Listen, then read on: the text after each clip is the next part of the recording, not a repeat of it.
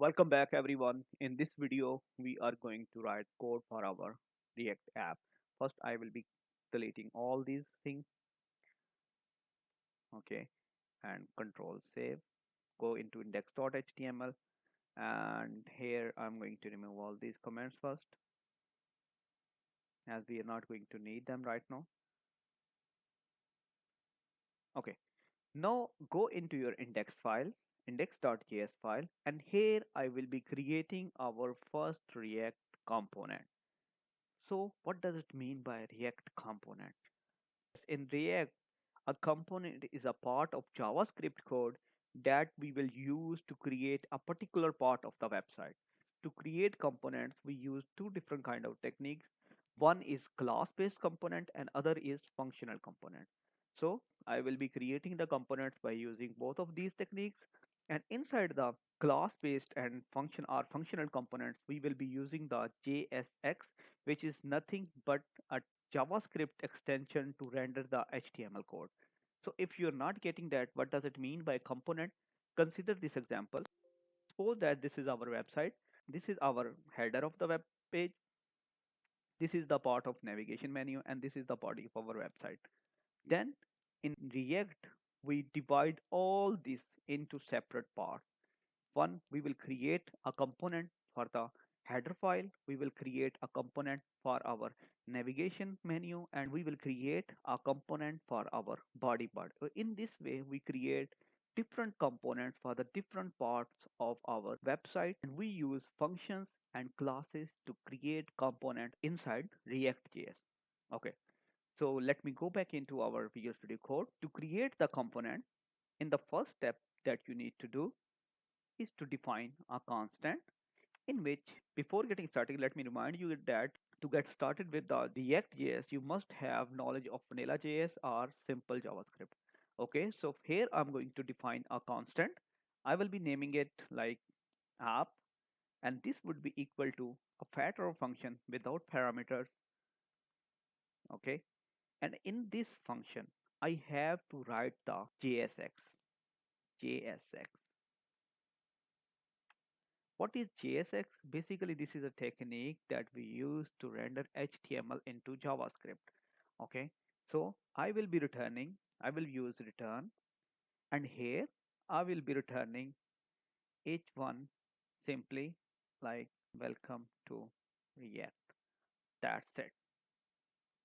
So in this way, we have created our first functional component into React that is actually being used to display a simple header into our browser.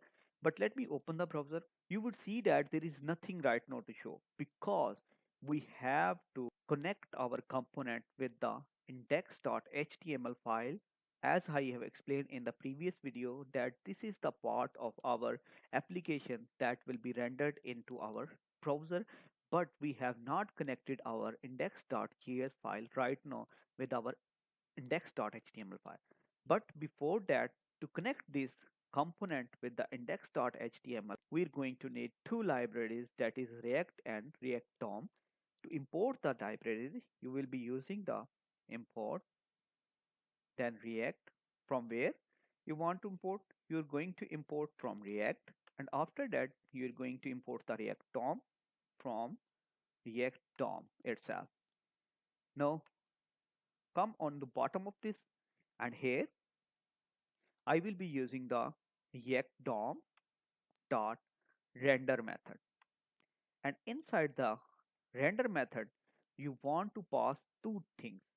First is would be what you want to render and where you want to render. Here you have to pass two parameter. First, what you want to render and where you want to render. Right now what we want to render is this app component, so I will be using, instead of this I will be using the app. And where we want to render this into this index.html file, and inside index.html file you can see that there is tab root over here. So we want that h1 to render inside this div.